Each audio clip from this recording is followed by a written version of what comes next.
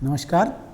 स्वयं सहायता समूह के बारे में हम अलग अलग वीडियो में अलग अलग तरीक़ा की इन्फॉर्मेशन आपको दे रहा है। आपकी जानकारी के लिए अभी इस सोशल इंक्लूजन यानी कि सामाजिक समावेशन सीरीज़ में ये वीडियो में हम बात करेंगे कि दिव्यांग लोगों के लिए जो बनाने वाले स्पेशल स्वयं सहायता समूह के बारे में चर्चा करेंगे। इससे पहले से पहले की वीडियो में हमने बात की है कि जो सामाजिक समावेशन में एक भाग है एल्डरली यानी कि बुजुर्ग लोगों की समूह कैसा बनाना है। कृपया अगर आप नहीं देखे तो जाके देख लीजिएगा हमारा पिछला वीडियो में बुजुर्ग लोगों की SHG कैसा बनता है और कैसा काम करते हैं। चलिए अब इसमें हम बात करेंगे दिव्यांग लोगों का समूह कैसा बनाना चाहिए, क्योंकि देश में अलग अलग कोने पे अलग अलग राज्यों में बहुत सारे जो SRLM के दौरान और NGOs के दौरान ये पर्सन्स विद डिसेबिलिटी जिसे कहते हैं दिव्यांग, विकलांग भी बोलते हैं, लेकिन सरकार ये बताया गया है कि दिव्यांग बोलना चाहिए। ये दिव्यांग लोगों के बारे में दिव्यांग लोगों का समूह भी बना रहा है। इसका ज़रूरत क्यों पड़ी है? जैसा आपको पता है कि NRLM जो राष्ट्रीय ग्रामीण आजीविका मिशन का जो मकसद ही है वल्नरेबल यानी कि दयनीय स्थिति में या अति गरीब स्थिति में बहुत सारे समस्याओं में रहने वाले लोगों को सहायता करना और उन लोगों का स्थिति में बदलाव लाना, उनको अच्छा जीवन यापन करने का जो स्थिति पैदा करने का जो काम लगातार कर रहा है कि NRLM मिशन की पूरा फौजी यानी कि हजारों लाखों कार्यकर्ता काम कर रहे हैं और हजार लाखों में संख्या में जो महिला लोग इस काम कर रहा है। इसमें अगर देखा जाए तो जो पर्सन्स विद डिसेबिलिटी जिसे विकलांग यानी कि दिव्यांग का स्थिति अगर एक बार हम सोचे तो बहुत दयनीय स्थिति में वो लोग रहते हैं। मतलब एक बार अगर हम आंख बंद करके अगर दुनिया को आधा घंटा या 5 मिनट अगर आंख बंद करके जीना कितना मुश्किल होता है आप जानते हैं। अगर लाइट चले गए रात में अगर हमको कोई काम हम नहीं कर पाते हैं, अगर बहुत सारे लोगों को आंख भी नहीं है, मतलब दृष्टिबाधित लोग हैं, कुछ लोग मानसिक स्थिति में प्रभावित लोग हैं, कुछ लोगों को बात करना बहुत कठिन हो सकता है, कुछ लोगों को सुनाई देना भी उन लोगों की समस्या है। मतलब ऐसी कि किसी को हाथ नहीं रहता है, किसी को पैर नहीं रहता है, कोई मतलब खड़े होके काम नहीं कर पाता है। बहुत सारे लोग अपना खुद का काम खुद भी नहीं करने की स्थिति में हैं। कुछ लोगों का मतलब अलग अलग तरीके की न जाने उन लोगों का स्थिति अगर उन्हीं की स्थिति में अगर हमको रख के शायद सोचने से हमको डर लगता है कितना दयनीय स्थिति में ये दिव्यांग लोग अपना ज़िंदगी जी रहा है। लेकिन ऐसे लोगों को हिम्मत देने के लिए, ऐसे लोगों को एक सपोर्ट सिस्टम खड़ा करने के लिए, क्योंकि उनको भी जीने की हक है। तो हमारा जो दिया गया हक, संविधान से जो मिले हक, उसको मजबूत करना चाहिए। वो लोग भी कोई भी अपना जीवन में स्वयं खुद एक दिव्यांग जैसा जन्म लेने के लिए सोचते नहीं हैं। भगवान उनको ऐसी स्थिति दिया है, नहीं तो न जाने कोई दुर्घटनावश कारण कोई भी हो सकता है उनका जो स्थिति आज ऐसा दयनीय स्थिति में है। तो इसीलिए उन लोगों को सिंपैथी दिखाने से कुछ काम नहीं होगा। उन लोगों के लिए एम्पैथेटिकल रहना चाहिए, मतलब उनकी स्थिति को मजबूत करने में हम कंधे से कंधे मिला के समाज की जो जिम्मेदारी बनता है, ऐसी दयनीय स्थिति में रहने वाले लोगों को सपोर्ट करना हमारा एक फ़र्ज़ बनता है। ऐसा नहीं हमको भगवान सब कुछ दिया है तो कम से कम हमको हाथ पैर वगैरह तो दिया है, लेकिन उन लोगों को वो भी नहीं है, बहुत सारे लोगों को, फिर भी उनका ज़िंदगी कितना कठिनाई होगा। इसीलिए ऐसे लोगों को एक इंसानियत हम दिखाना चाहिए। हम उन लोगों को अपनी ज़िंदगी अपनी खुद जीने के लिए हम उन लोगों को सपोर्ट करना चाहिए। वो लोग पात्र है, ये सारे चीज़ों के लिए वो पात्र है, क्योंकि वो सब व्यक्ति भारत की नागरिक है। ये हम उन लोगों को कोई चैरिटी में करने वाला काम नहीं है। कोई अगर ऐसा सोचे तो वो गलत है, ये चैरिटी नहीं है, उनका ये फर्ज हक है। ये संविधान में उनको बहुत सारा हक दिया गया है, क्योंकि वो भारतवासी है। जीने का हक जैसा बाकी लोगों को है उनको भी है। अगर जीने का हक उनको संविधान सबको जैसा उनको भी दिया है, तो जीने जैसा उन लोगों को मदद करना, सिस्टम सपोर्ट सिस्टम बनाना सरकार का फ़र्ज़ बनता है, और हमारा जैसा नागरिक का भी फ़र्ज़ बनता है। उनका हक और अधिकार वो पानी जैसा मदद करना हमारा फ़र्ज़ बनता है। इसलिए ये चैरिटी नहीं है, ये उन लोगों का राइट्स एंड एंटाइटलमेंट है। ठीक है, आगे बढ़ते हैं हम इस सेशन में। चलिए, इस सिचुएशन में रहने वाला लोगों को मदद करने के लिए एक सिस्टम का ज़रूरत पड़ता है। एक व्यक्ति अगर काम करना है तो कितने लोगों के लिए सेवा करेगा और कितने महीने तक करेगा, कितना समस्या पूरा करेगा। अगर एक सिस्टम अगर तैयार करे तो सिस्टम देख लेता है। ठीक है, इसीलिए ऐसे सारे जो दिव्यांग लोगों को एक सिस्टम की सहित सिस्टम में लाके वो सिस्टम दिव्यांग लोगों के लिए काम करे, उनका समस्या दूर करने में कामयाब हो जाए, उनका समस्या चर्चा करे।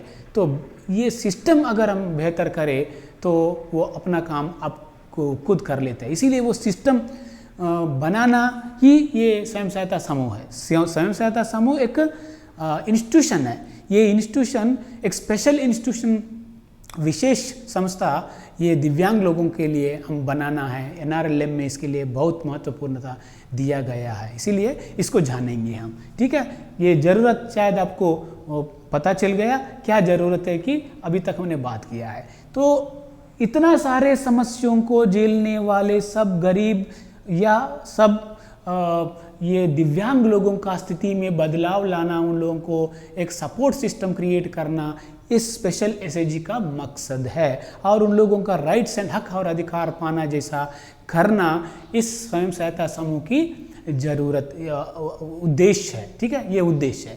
तो देखते हैं, एक बार नज़र डालेंगे। मोटा तौर पर देखा जाए तो 3 तरह की जो दिव्यांग हमको दिखते हैं। कुछ लोग शारीरिक रूप से वो लोग शारीरिक रूप की विकलांगता है, दूसरा है ग्रहणशीलता है, तीसरा है मानसिक है। ये PWDs के लिए एक एक्ट भी बनाया गया है 1995 में। एक एक्ट भी आया है पर्सन्स विद डिसेबिलिटी के लिए भारत सरकार के द्वारा। और जो नेशनल ट्रस्ट एक्ट सन 2000 के दौरान भी इन लोगों का हक अधिकार के बारे में बात हुआ है। तो अभी आगे हम देखते हैं दिव्यांग की जो कितने तरह की जो दिव्यांग हमको हमारा समाज में दिखते हैं। ये पहचान के लिए हम यहाँ पे बता रहा है कि आप लोग थोड़ा सा ध्यान दीजिएगा।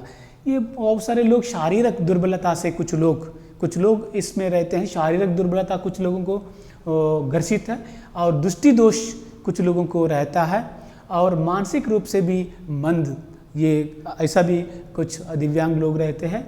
भाषण और सुनवाई हानि बहुत सारे लोगों में हमको देखने के लिए मिलता है दिव्यांग लोगों में।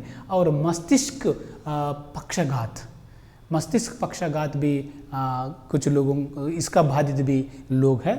और आत्मा केंद्रित लोग भी है। और सीखने की विकलांगता कुछ लोगों में ये भी इस तरह की भी विकलांगता है।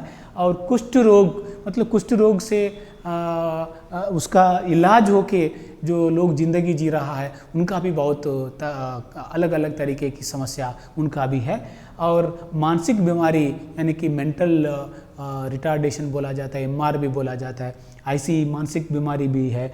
और मल्टीपल डिसेबिलिटीज़ बोला जाता है। एक व्यक्ति में अलग अलग तरीके की जो दिव्यांगता यानी कि विकलांगता रहता है, उसको कई विकलांगता, एक व्यक्ति में 2-3 तरह की विकलांगता भी होने की संभावना है। ऐसा कुछ भी हम समाज में दिख रहा है। इतना और भी अलग अलग तरीके की प्रकार की जो लोग शायद आपका गाँव में और न आसपास के इलाका में देखा होगा, शायद थोड़ा सा आपका जानकारी के लिए हम बता रहा है। लेकिन इसका पूरा विवरण जो PWD एक्ट 1995 में दिया गया है, और नेशनल ट्रस्ट एक्ट सन 2000 में जो आया है, उसमें भी पूरा विवरण इसके लिए है। और ये एक उद्देश्य आपने समझ लिया है। एक सिस्टम उन लोगों के तैयार कर देंगे, वो सिस्टम उन लोगों के लिए निरंतर प्रयास करते रहेगी, उनका जीवन को बेहतर करने में मदद करते हैं। ठीक है। और इसीलिए एक एसएचजी का ज़रूरत पड़ता है, इसीलिए दिव्यांग एसएचजी एनआरएलएम में बना रहा है। ये दिव्यांग एसएचजी में लोगों को जोड़ने के लिए इतने प्रकार के लोगों को भी जोड़ सकते हैं, और ये एक्ट में और भी आपको डिटेल्स मिल जाता है, और एक बार आप देखा जाए तो। और ये योग्यता क्या हो सकता है, योग्यता इसके लिए अगर उम्र देखा जाए तो 1 साल मतलब 12 माह के बाद, 1 साल से लेके ऊपर कितनी भी उम्र होने दीजिए उन लोगों का, 1 साल कम से कम, न्यूनतम 1 साल, और ज़्यादा से ज़्यादा कितना भी हो सकता है, ऐसी कोई भी दिव्यांग है वो इसमें आने का एलिजिबल है। और 40% से कम विकलांगता भी होने दो, 40-40% से कम विकलांगता होने पर भी उनको हमारा समूह में हम ले सकते हैं। और इसमें आपको एक शंका भी हो सकता है, कभी कभी ये मानसिक रूप से एमआर लोग हैं और मानसिक बीमारी की लोग भी रहते हैं, इन लोगों को अगर समूह में जोड़ने से दिक्कत होता है, वो कैसा समझेगा, क्या करेगा, मतलब बहुत सारे नियम वगैरह कुछ काम करना पड़ता है एमसीबी एसएचजी में रहना है, तो ये आपको शायद डाउट रहता है इसके लिए। लेकिन उन लोगों को छोड़ना नहीं है, उन लोगों के लिए क्या करना है, 1 से लेकर 17 साल उम्र की जो मानसिक एमआर मेंटल रिटार्डेड लोग हैं या मानसिक बीमारी लोग हैं, उन लोगों के लिए जो लीगल गार्डियन को वो लोग रखना चाहिए, यानी कि उनका माँ हो या उनका बच्चा है तो उनका माँ, नहीं तो उनका फादर या कोई गार्डियन, जो ग्रैंडफादर, ग्रैंडमदर या अंकल, कोई भी हो सकता है लीगल गार्डियन। उन लोगों को इन लोगों की तरफ से, लीगल गार्डियन की तरफ से, मतलब नाम इन लोगों का ही रहता है, गार्डियन वो लोग रहता है, मेंबरशिप ये विकलांग का ही यानी कि दिव्यांग का ही नाम रहता है, लेकिन गार्डियन उनकी तरफ से जो करना है काम वो लोग समूह के लिए करते हैं, ये एक चीज़ है। और इसमें ज़्यादा सर अगर देखा जाए तो आप 5 से लेके 20 तक लोगों को इस समूह पीडब्ल्यूडी एसएचजी में, पर्सन विद डिसेबिलिटी यानी कि दिव्यांग एसएचजी में सदस्यों को आप जोड़ सकते हैं। इसमें मेल फीमेल दोनों को भी रख सकते हैं, एक पुरुष, कुछ पुरुष लोगों को, कुछ महिला लोगों को। यहाँ पे क्राइटेरिया सिर्फ एक ही है, दिव्यांग, अगर वो दिव्यांग है तो ठीक है, सारे महिला दिव्यांगों का एक बना देंगे, पुरुष दिव्यांगों का एक बनाएंगे, ऐसा कोई ज़रूरत नहीं है, क्योंकि हर एक गांव में ज़्यादा दिव्यांग आपको मिलते नहीं हैं। इसीलिए यहाँ पे क्राइटेरिया जो है, एलिजिबिलिटी क्राइटेरिया है, दिव्यांग है तो करना चाहिए, मिक्सड ग्रुप आप बनाना चाहिए, उसमें कम से कम 5 लोगों को से आप बनाना चाहिए। अगर ज़्यादा 7-8 से भी लोग बना रहे हैं, अगर कहीं कोई गांव में ज़्यादा ग्रसित लोग हैं, ज़्यादा ऐसी समस्या में रहने वाला गांव है, तो अगर आप 10 लोग मिल जाएं तो आप एक ही समूह बना सकते हैं। लेकिन जब ये बनाते हैं तब भी देख लीजिएगा, बहुत दूर दूर की लोगों को मिला के एक समूह बनाने से उनका इन्फॉर्मेशन जाना, अगर बैठना, कम से कम महीने में एक बार मिलना, ऐसी चीज़ों में उन लोगों को दिक्कत होगा, जानकारी मिलने में भी। जितना तक होता है उतना, अगर एक मोहल्ला में अगर आपको मिल जाएँ 4-5 लोग, अगर 5-6 लोग मिल जाएँ, ऐसे लोग उन लोगों का एक समूह बना दीजिए। अगर नहीं तो आजू बाजू के मोहल्ला से मिला के आप 5 लोगों का, 6 लोगों का बना सकते हैं, लेकिन कम से कम 5 लोग अगर मिलेगा तो ठीक है। लेकिन चैलेंजिंग एरिया में अगर ऐसी लोग हैं, मतलब 2 ही लोग हैं गांव में, पूरा 3 ही लोग हैं, तो आप कृपया एक काम करिएगा, इन लोगों को हमारा जो जनरल एसएचजी है, जहाँ पे 2 लोग हैं, 3 लोग हैं, आप 2-3 लोगों से एक स्पेशल एसएचजी नहीं बना पाते हैं, शायद उसको मेंटेन करना, मैनेज करना भी मुश्किल होता है। इसीलिए आप ये काम कर सकते, जो हमारा एनआरएलएम का एक साधारण स्वयं सहायता समूह होता है, उसमें उन लोगों का मेंबरशिप आप आराम से दे सकते हैं। जब वो उसमें मेंबरशिप जनरल समूह में देते हैं, वहाँ पे इस सदस्यों के लिए थोड़ा सा रिजर्वेशंस देना पड़ता है। उदाहरण के लिए, जो जनरल समूह में ये दिव्यांग व्यक्ति को अगर आप मेंबरशिप देना चाहते हैं, वो जनरल समूह अगर साप्ताहिक बैठक कर रहे हैं तो उसमें अगर नियम में इन लोगों के लिए रिलैक्सेशन ऐसा देना चाहिए, दिव्यांग है इसीलिए इनको महीने में एक बार ये बैठक में आने के लिए इनको राहत हम दे देंगे। ये दिव्यांग है, बाकी लोग हर सप्ताह 15 रुपया 20 रुपया कर रहे हैं, ये महीने में एक ही बार बचत करता है, वो 10 रुपये ही करता है, ये भी रिलैक्सेशन दे सकते हैं। तो ऐसा उनकी जो स्थिति के हिसाब से रिलैक्सेशंस वो जनरल समूह में भी एक प्रस्ताव में चर्चा करके वो व्यक्ति का स्थिति के ऊपर एक एजेंडा बिंदु रख के चर्चा करके वो रिलैक्सेशंस जनरल एसएचजी में आप जरूर दे सकते हैं। इसके लिए आप सरकार को या इधर का उधर को पूछने का ज़रूरत नहीं है, इसके लिए ऊपर से कोई अनुमति का ज़रूरत नहीं है। नियम को बनाना, नियम में थोड़ा सा अमेंडमेंट करने का पूरा हक जो एसएचजी को रहता है। और अगर वीओ लेवल पे वीओ को रहता है या क्लस्टर लेवल फेडरेशन में क्लस्टर लेवल पे, ये सामुदायिक संस्थाओं में अपनी लेवल पे रहता है। इसीलिए इसके ऊपर कोई सरकार का आदेश का कोई ज़रूरत नहीं है, इसलिए वो जनरल समूह में करिए। हाँ, जहाँ पे 5 लोग मिलता है वहाँ पे आप करिएगा, और मिक्सड समूह भी आप करिएगा। अगर कोई बच्चा है तो बच्चा का नाम और वो गार्डियन, अगर एक परिवार में जो महिला वो ठीक ठाक है, वो महिला एक साधारण समूह में है, लेकिन वो महिला का बेटा या बेटी कुछ ना कुछ समस्या से ग्रसित है, तो वो दिव्यांग है, तो वो दिव्यांग को दिव्यांगों का समूह में जुड़ना चाहिए, उसका गार्डियन जैसा वो महिला रह सकते हैं। ठीक है, इसीलिए आप ये मत सोचिएगा उनका मम्मी एक समूह में है इसलिए ये बच्चा को हम दूसरा समूह में नहीं रखेंगे। अगर एक ही घर में 2 विकलांग है तो उन लोगों को भी 2 लोगों को भी समूह में आप दिव्यांगों का समूह में मेंबरशिप दे सकते हैं। कितना लोग है दिव्यांग लोग, उतना लोगों को भी आप एक परिवार में 2-3 लोग है तो आप देना ही पड़ता है। ठीक है, यहाँ पे दयनीय स्थिति है, इसीलिए आप मना नहीं करना है, सबको आप मेंबरशिप देना चाहिए। ठीक है, ये समूह बनाने का तरीका। ठीक है, और इसमें जैसा आपका जो साधारण एसएचजी बनता है वैसा 5-6 लोगों से एसएचजी बनाइए,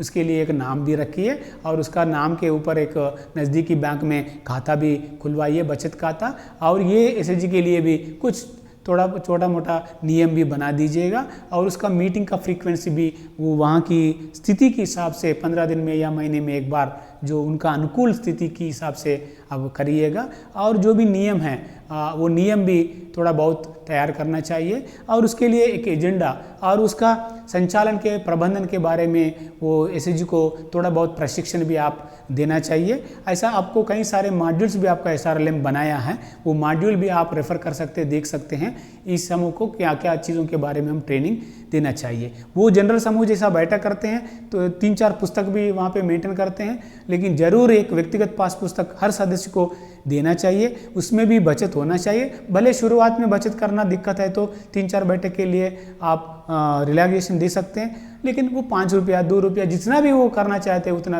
वो लोग कर सकते हैं। ऐसा नहीं कि 20 करना 25 करना वो ज़रूरी बात नहीं है। ठीक है, बचत भी कर सकते हैं, बैंक में खाता भी खोल सकते हैं। ठीक है, और लेन देन में भी ये करना है, पंचसूत्र पालन करना है, लेकिन विथ फ्लेक्सिबिलिटी थोड़ा सा इन लोगों के लिए राहत थोड़ा सा मिलना चाहिए।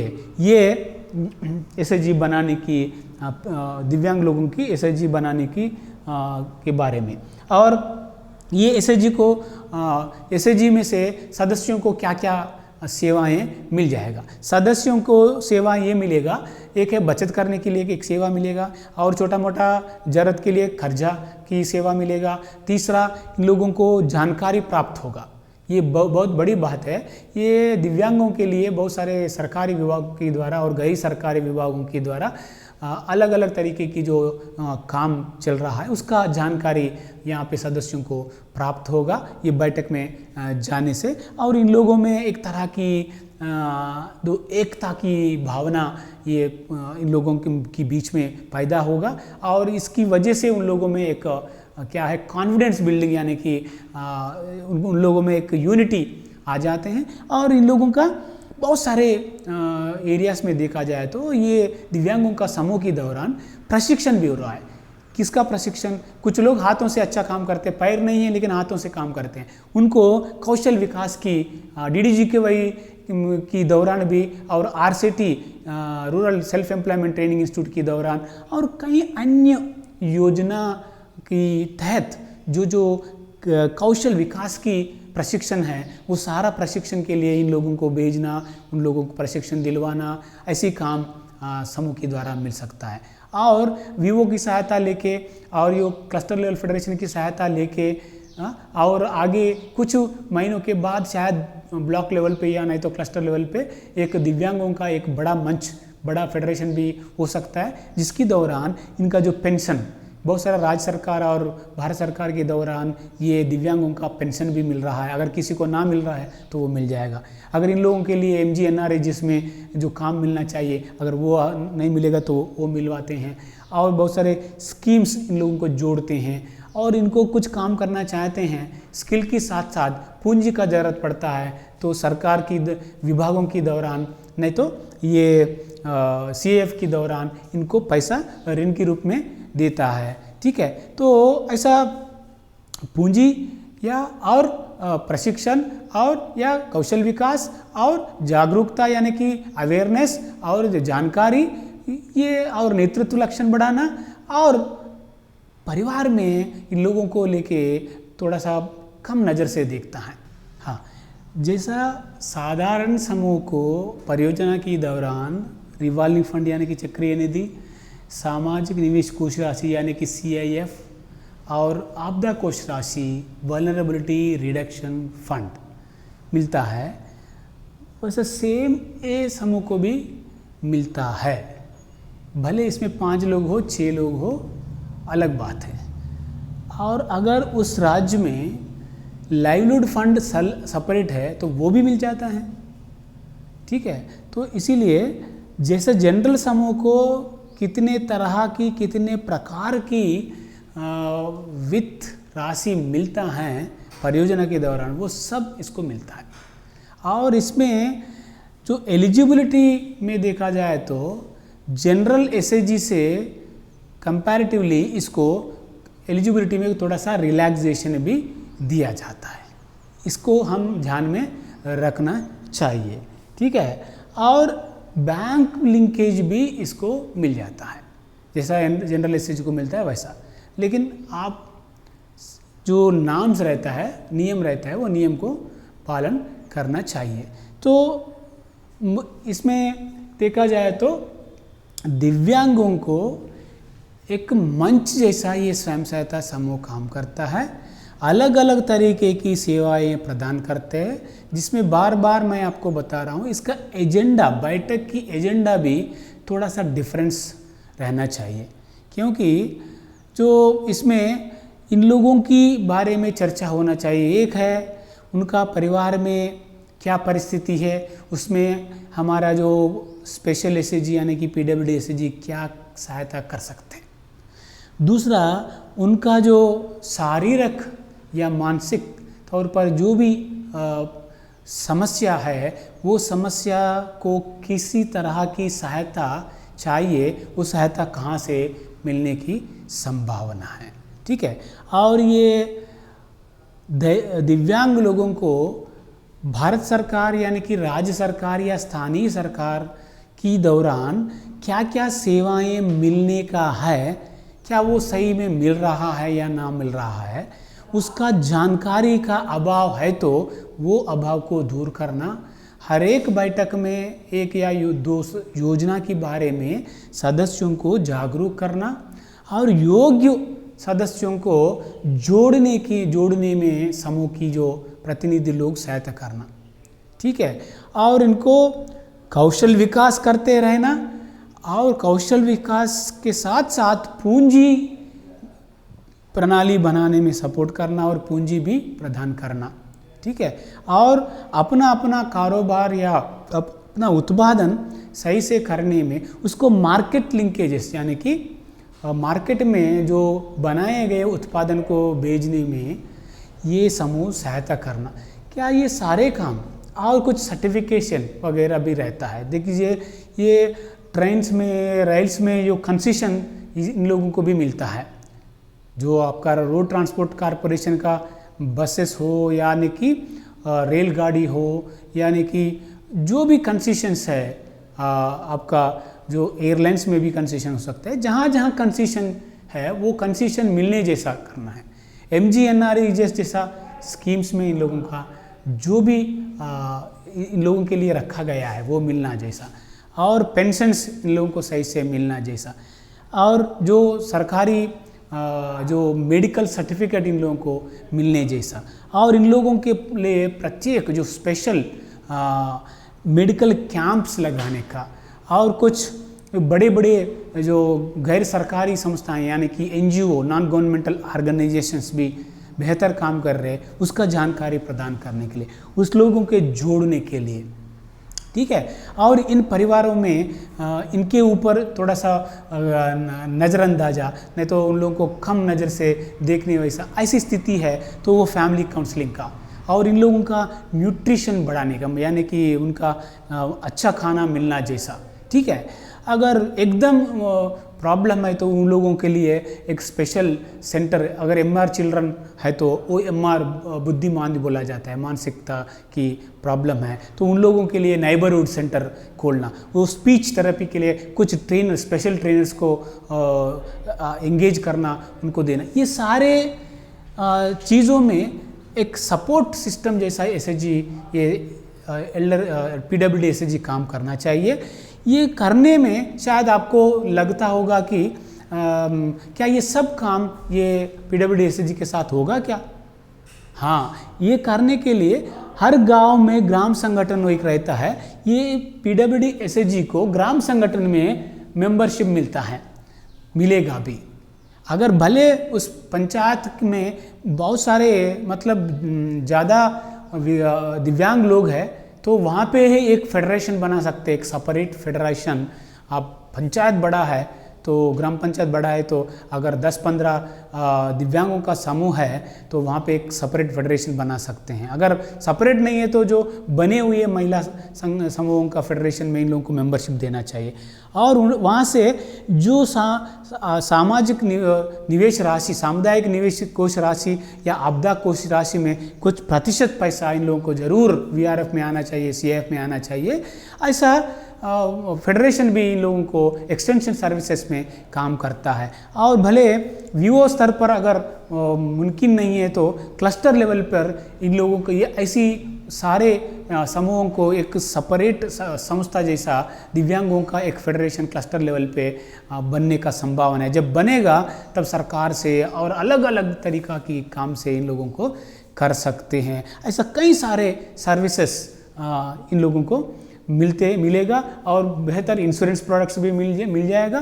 तो ये सब काम ये PWD SHG के दौरान ये हमारा जो दिव्यांग लोगों को मिलेगा और इसका अंततः दिव्यांग, हर एक दिव्यांग व्यक्ति जो आत्मसम्मान और आत्मगौरव के साथ जीने का हक, मौका प्रदान करने में SHG से शुरुआत होगा। इसीलिए कृपया आप सभी से मेरा निवेदन है, आप जल्दी से जल्दी तुरंत आपका गांव में सर्वे करके सभी प्रकार की जो लोगों का लिस्ट बना के उन लोगों को समूह बनाने के लिए काम कीजिएगा।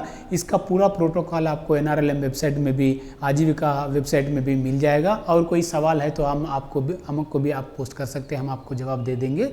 तो हम आशा करते हैं आप अपना गांव में जल्दी से जल्दी ये पर्सन्स विद डिसेबिलिटी यानी कि दिव्यांगों का समूह बनाते होंगे और उनको जो मिलना चाहिए मिलने में आप पूर्ति सहायता करते होंगे। धन्यवाद।